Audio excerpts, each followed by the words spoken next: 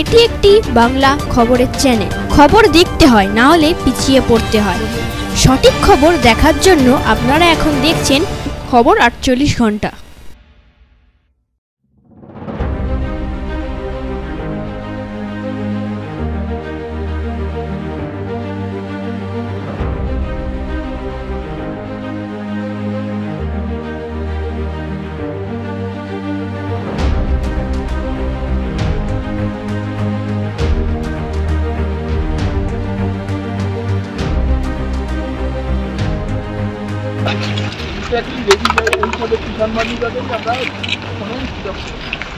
ভিসিআরসি হয়েছিল বুঝছো,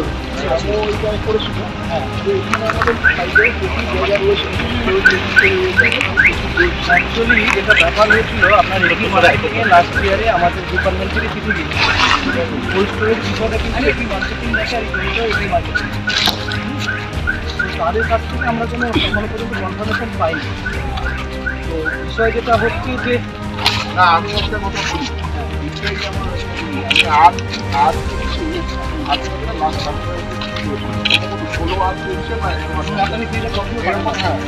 এরকম সময় ট্রেনিং করার পরে আপনারা আমাদের সব জায়গা রয়েছে, পুরো এটা কিষান এগ্রিকালচারের অফিস, যে কোথাও জায়গাতে ওখানে আমাদের এগ্রি অফিসটাও রয়েছে। হ্যাঁ, এই জায়গাটাই আমি বলছি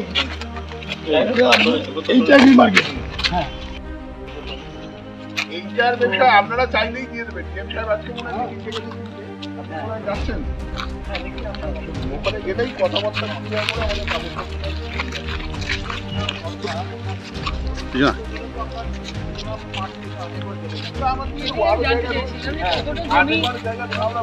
আমাদের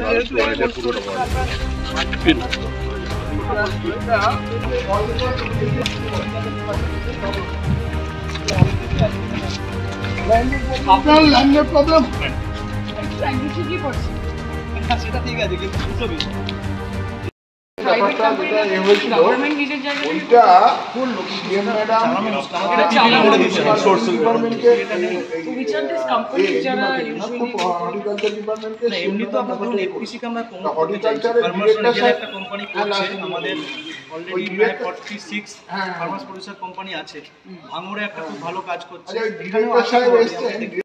মুখ্যমন্ত্রী মমতা বন্দ্যোপাধ্যায় যাদবপুর লোকসভা কেন্দ্রের নির্বাচনী বারুইপুরে জনসভায় এসে তিনি বলেছিলেন বারুইপুরে একটি কোল্ড স্টোরেজ ও ফুড প্রসেসিং সেন্টার করতে হবে।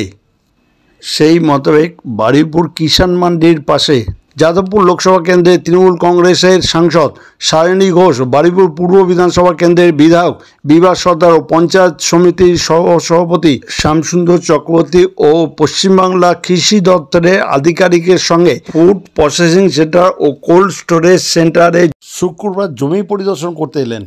সেই চিত্র খবর 48 ঘন্টার পর্দায়। এই সম্বন্ধে সায়নী ঘোষ ও বিভাস সর্দার কী বললেন তা শুনুন একমাত্র খবর 48 ঘন্টার পর্দায়। নতুন নতুন খবর দেখার জন্য এই চ্যানেলটিকে সাবস্ক্রাইব করুন।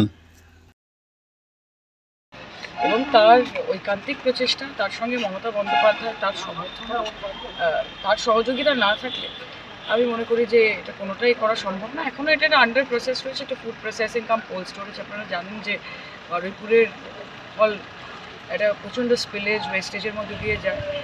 সেখানে দাঁড়িয়ে এটা বিধায়কের জন্যই আমি বারবার বলবো যে অনুভবী বিধায়ক তিনি ভেবেছেন যে এটা একটা, তার সঙ্গে অনেক কর্মসংস্থানেরও একটা বিষয় আছে। আজকে ইন্সপেকশন ছিল, জায়গা দেখা হয়েছে এবং একটা বড়সড় মাপের পরিকাঠামো নিয়ে নামা হবে। মুখ্যমন্ত্রী আশ্বাস দিয়েছেন, ফলত যত তাড়াতাড়ি কাজ শুরু করা যায়। কতটা জায়গা করা হচ্ছে বলছে এখানে কত একর আছে, এগ্রিকালচারের জমি আছে, কতটা নিয়ে করা যাবে সেটা একটা টোটালি একটা রিপোর্ট তৈরি হবে, সেই হিসেবে আমরা দেখব। কিন্তু মিনিস্কিউল কিছু হবে না, যেটা হবে একটা মেজর স্কেলেই হবে। এরকমভাবে জমি তো এখানে প্রচুর আছে, সরকারিভাবে কৃষি জমি এখানে প্রচুর আছে এবং জমির কোনো সমস্যা নেই। এটা বাড়িতে মানুষের স্বপ্ন, বিভিন্ন চাহিদা, যে আপনারা জানেন আমজাম, পেয়ারা, লিচু বাড়িতে সুবিধা থাকে। ফলে যে প্রশাসনের যেটা প্রয়োজন ছিল এবং প্রস্তুতের প্রয়োজন ছিল, সেই মাননীয় মুখ্যমন্ত্রী যেটা চেষ্টা করছেন খুব তাড়াতাড়ি বাড়িপুর জেলা হচ্ছে একটা সুযোগ। এখানে কি দুটোই হতে পারে, কোল্ড স্টোরেজও হবে আবার প্রসেসিংও মানে লোকসভা ভোটে যে নির্বাচনী প্রচারে যে কথা দিয়েছিলেন সেটাই এখন আরম্ভ হচ্ছে।